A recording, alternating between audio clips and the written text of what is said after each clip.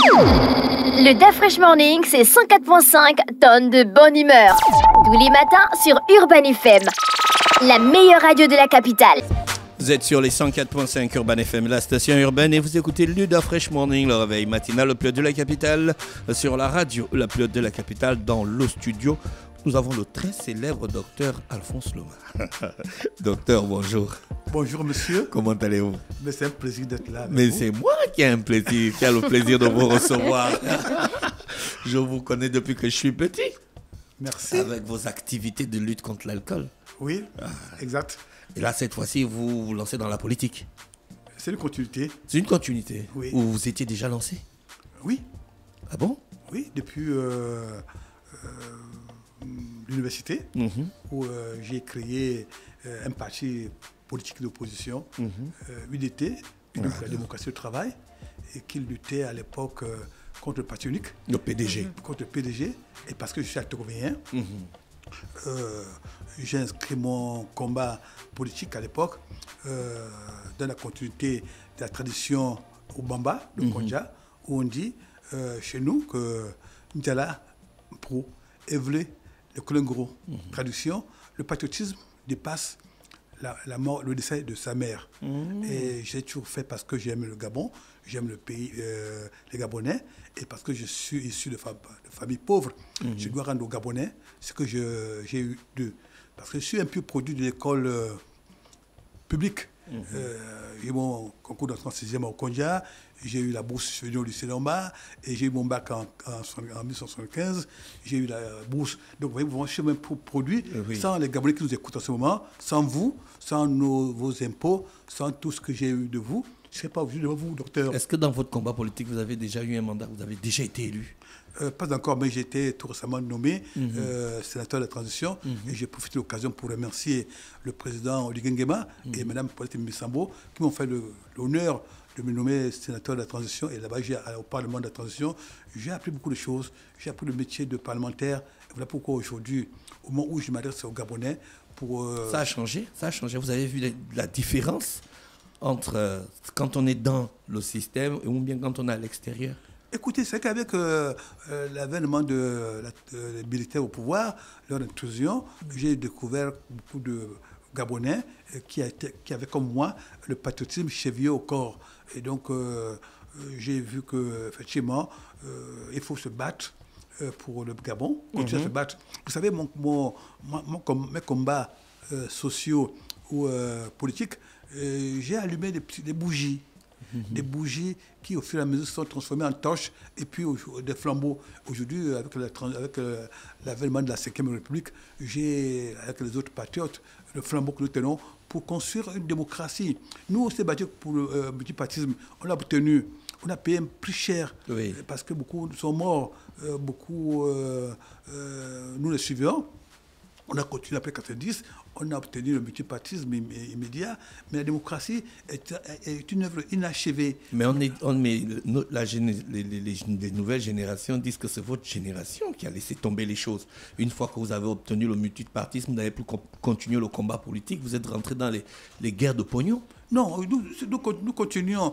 Vous savez, la démocratie est une quête permanente. Et je pense que si nous les aînés, nous les seniors, on a échoué quelque part, les jeunes doivent continuer le combat. Moi, je vous dis, j'ai commencé mon combat étudiant. Oui, tout à fait, vous l'avez dit.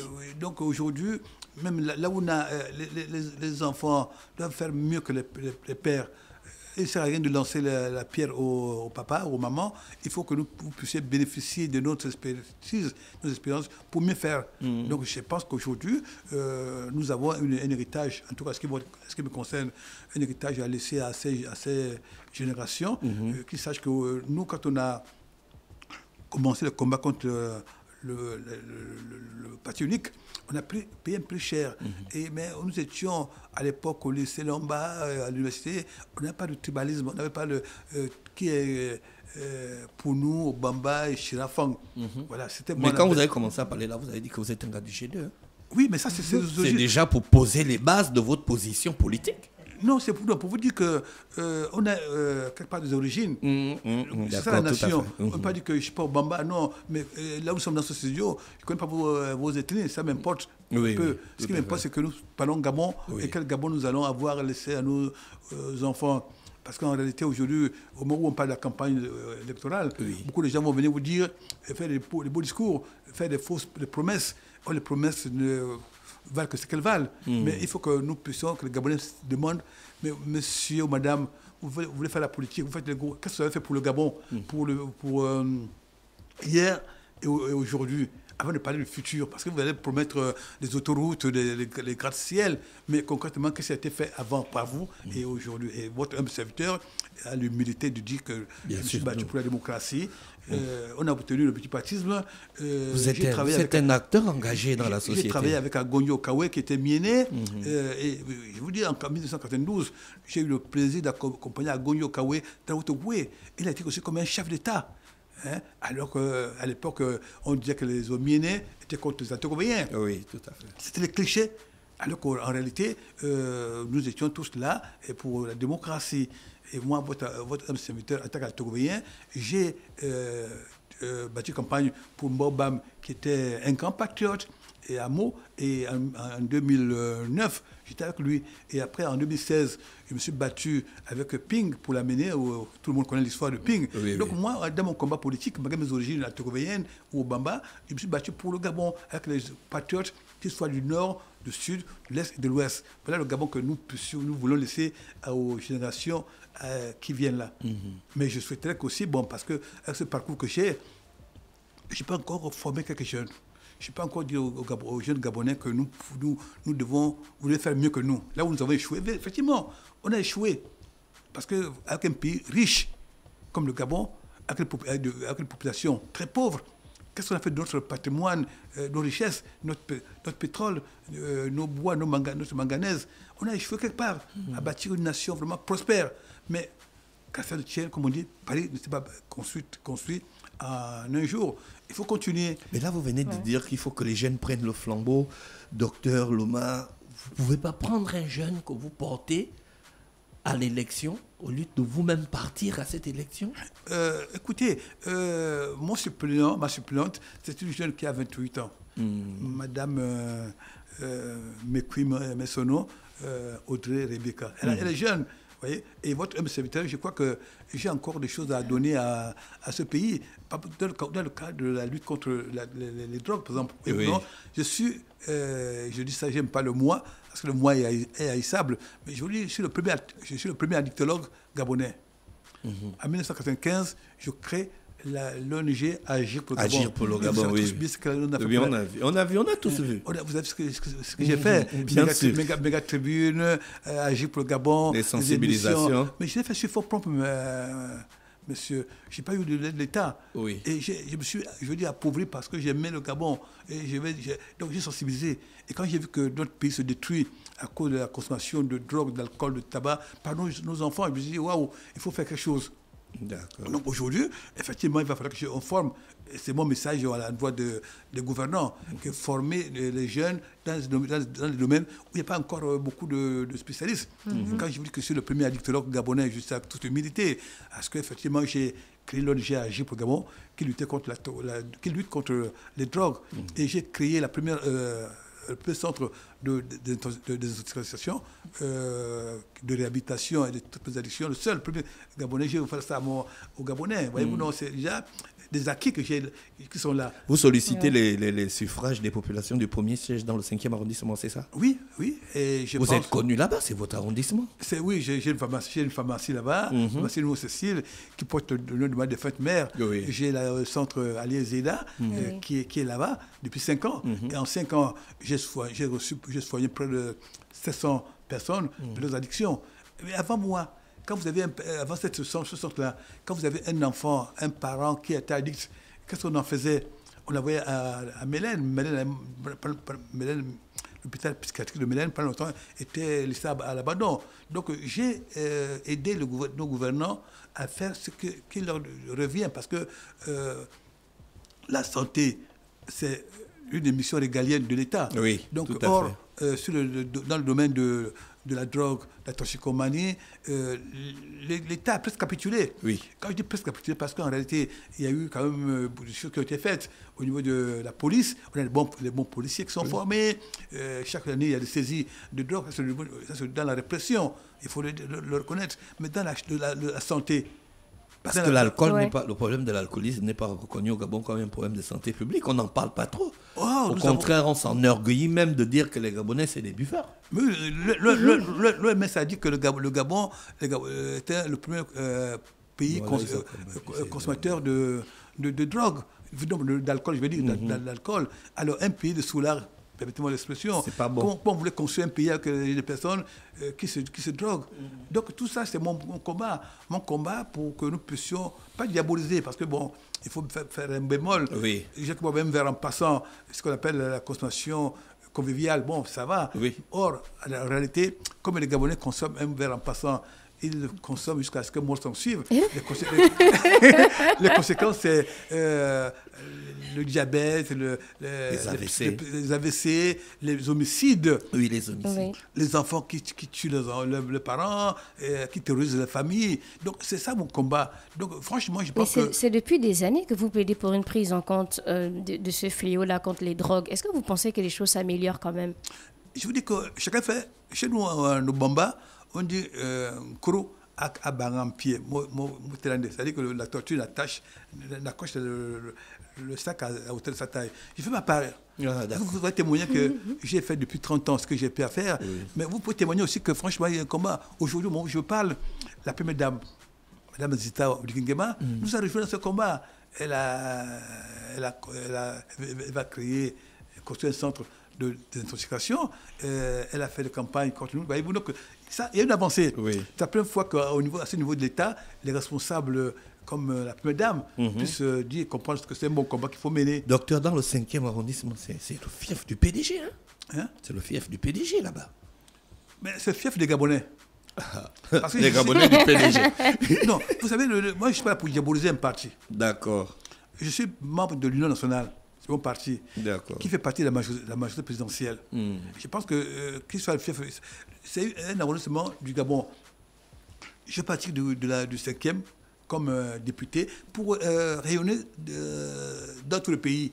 Parce que les questions que je vais poser au niveau de l'Assemblée concernent tout le Gabon. Voyez-vous, quand on parle de drogue, qu'on soit de Ouila, de Lambaréné, de Konja, de Fougamou, de Yem, tout le monde, tous nos enfants, les plus jeunes, parce que ce sont les plus jeunes qui sont touchés par le fléau de la drogue. Oui. Donc en réalité, le fief d'un parti, ça vous importe peu. Non, peut-être qu'il parle dans le sens de est-ce que vous ne sentez pas la concurrence? Oui, c'est de ce que je parle. Parce qu'ils vont vous affronter, vous allez les affronter. Je s'appelle même mes concurrents à se rejoindre à moi. Parce qu'en réalité, je me bats même pour leurs enfants. Eux aussi se battent pour les enfants. Oui, mais pas dans le même couloir. Moi, c'est le couloir de la drogue. Justement, comme les candidats au Gabon, on ose dire que l'alcoolisme est mauvais. Non. Vous allez voir comment ils vont déverser des tonnes d'alcool pour enivrer les jeunes et les électeurs. Pendant la campagne. Or, moi, je tiens un discours, pas de stigmatisation, mais un discours pour dire attention, le pays va voler si on continue avec telle pratique.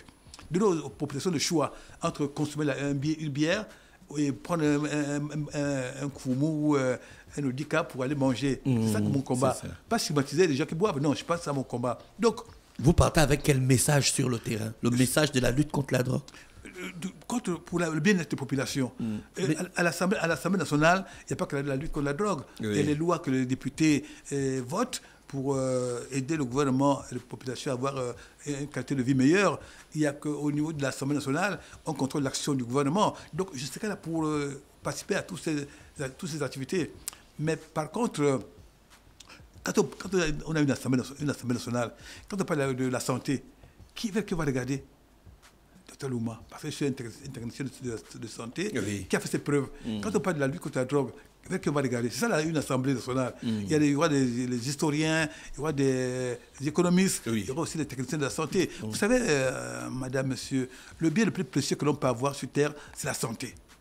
La santé, c'est parce que vous pouvez avoir... aujourd'hui, vous êtes là, vous êtes en bonne santé. Imaginez-vous que vous puissiez être sur un hôpital, je touche le bois, parce qu'un ivrogne ou un toxicomane... nous a heurté. Donc, il faut sensibiliser. Il faut aussi donc, soigner. Je dis, le bon message, c'est pour le bien-être des populations. Et je pense que cela mérite un combat. Donc, je dis à mes concurrents, j'ai vu la liste des concurrents des différents partis. Mais écoutez, je suis sans fausse modestie, celui qui peut vous dire aujourd'hui, voilà ce que j'ai fait en 30 ans, 40 ans, pour le bien-être des Gabonais. Aujourd'hui, vous êtes là. Ils vont venir ici vous dire, bon voilà, nous, ce qu'on fait, c'est bien. Mais comme ils ont pris le risque pour bâtir la démocratie, qui n'est pas encore là, mais il y a quand même le multipartisme. Aujourd'hui, créer une association, un parti, ça va de soi. Mais dans les années 80, les gens de Morena ont été stigmatisés, tués, humiliés. À l'époque, si votre épouse refusait d'aller danser au Kounabeli, on venait vous bâtonner parce que vous avez dit que non, votre épouse ne peut pas aller danser dans un groupe d'animation. Il y a des acquis. Les acquis sont là. Créer une association, critiquer le pouvoir en place. Mais je vous dis que la démocratie, c'est une conquête et c'est une quête permanente. D'accord. Maintenant, je pense que tel parti va être concurrent à moi. J'ai regardé la liste de mes concurrents. C'est des Gabonais. Il faut les respecter, ne pas être hautain. Mais je dis que ces concurrents-là, même s'ils veulent avoir des postes, des privilèges, mais beaucoup vont au Parlement pour eux-mêmes, pas pour les populations, parce qu'ils n'ont pas... Vous allez aller pour les populations, Dr Louma. J'ai montré la preuve. Oui, mais ça, c'est ce que vous avez montré, parce que c'était avant. Là, on rentre dans un nouveau tournant. Mais quand on a dans une nouvelle république, vous-même, vous l'avez dit. Oui, mais quand on a un passé, ce qu'on a fait pour le pays, ce qu'on fait aujourd'hui, je vous dis aujourd'hui, allez à la pharmacie Nous Cécile, qui vient de faire le cure de Jouvence, vous allez voir comment elle est devenue. Et quand vous allez à Midoubé 1, vous allez voir chez la Bouba le centre de traitement des addictions.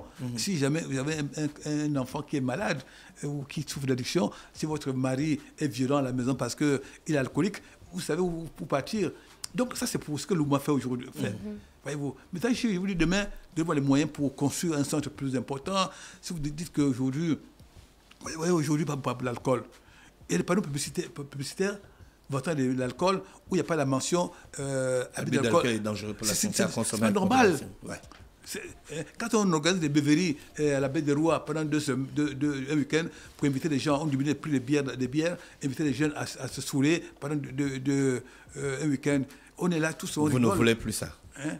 Je ne veux pas ça, je dis attention, nous sommes quelque part complices de ce qui se passe. Après, on dit que nos enfants sont violents, nos enfants sont des drogués, alors que nous-mêmes nous encourageons à cette toxicomanie-là. Donc, mon message n'est pas stigmatisant, c'est un message de cœur de quelqu'un qui a, comme j'aime le dire, c'est un sacerdoce. Oui. Combien de Gabonais ont osé vous dire ici que l'alcool, c'est dangereux en cette période de campagne, de pré-campagne? Non, je pense que s'il faut dire la vérité à nos compatriotes, c'est que nous devons bâtir et on doit se baser sur la jeunesse. Vous qui êtes jeunes là, ce pays, on n'est pas nombreux. Qui va demain bâtir ce Gabon? Si notre président de la République dit qu'il va bâtir le Gabon, je dis oui, c'est bien, avec une jeunesse forte. Mais cette jeunesse doit être en bonne santé, bonne santé mentale et physique. Donc vraiment, mon message particulier est là, pendant la campagne. Puisqu'il va s'annoncer, j'ai commencé des actions toujours dans le social pour le bien-être des populations, mais c'est dans la continuité de ce que vous aviez déjà fait depuis 30 ans. Voilà, donc je pense que vraiment, je souhaitais que les Gabonais puissent m'écouter plus qu'avant. Je dis que cet homme-là, est-ce que vous savez que depuis là, je peux encore été décoré une seule fois? Mais vous étiez un opposant. Non, même quand on est opposant, je dis... eux, ils décorent que les gens qui sont contents, qui vont dans le même sens. Non, en réalité, nous, les prophètes, chez soi. Parce qu'en réalité, si j'étais un étranger, on m'aurait déroulé le tapis rouge. Oui, parce qu'effectivement... Mais c'est quoi les médailles qui n'a pas de valeur? Mais il faut dire qu'à l'époque, vous avez commencé, on ne maîtrisait pas l'engagement citoyen. Les gens ne comprenaient pas ça. Avoir une ONG et puis avoir une cause. C'est venu au fil des années. Aujourd'hui, il y a des centaines et des centaines d'ONG qu'on ne voit même pas le travail sur le terrain, alors qu'à Achir pour le Gabon, on a vu depuis 30 ans ce qui s'est fait. Donc je dis... J'espère que cette situation va convaincre les électeurs du premier arrondissement, du premier siège du 5e arrondissement. C'est vous les médias, ce que vous dites me va au cœur. Je dis, waouh, quelque part, les Gabonais me suivent et que ce que je fais, c'est pas prêcher dans le désert. Oui. Mais vous savez, comme je dis... hier, chez un de vos confrères, me disait, oui, docteur, un jour, il y aura une stèle à votre mémoire. J'ai dit, non, attendez ma mort. Peut-être qu'après ma mort, vous aurez une stèle. Non, parce que souvent, on reconnaît les gens parce que... Mais bon, aujourd'hui, dans la transition. Mon parti, l'Union nationale, soutient le gouvernement actuel. Donc, quand tu serais élu, tu vas parler des PDG et d'autres partis qui sont là. Mais nous tous, on fait partie de la majorité présidentielle. Oui. Hier, on se regardait comme chien et chat au Gabon. Moi, jamais j'étais au PDG.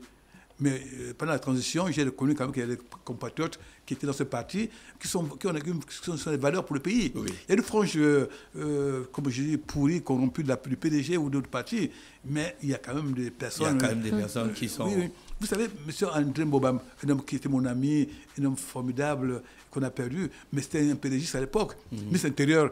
Et le ministre intérieur, ce pas les enfants de cœur, hein, mais les Gabonais l'ont aimé. Et Jean Ping, que j'ai soutenu en 2016, était un PDGiste, mais on l'a soutenu. Donc je pense que dans ce parti, à part le sigle et puis le passif qui est vraiment regrettable, nous on peut se dire qu'il y a des gens qu'on peut vraiment... donc voilà. D'accord, docteur Alphonse Louma qui est avec nous ce matin sur les 104.5. Je rappelle qu'il est candidat à la députation dans le premier siège du 5e arrondissement de la ville de Libreville. Je vous remercie d'avoir accepté notre invitation. C'est moi qui vous remercie. Merci beaucoup. Le DaFresh Morning, c'est 104.5 tonnes de bonne humeur. Tous les matins sur Urban FM, la meilleure radio de la capitale.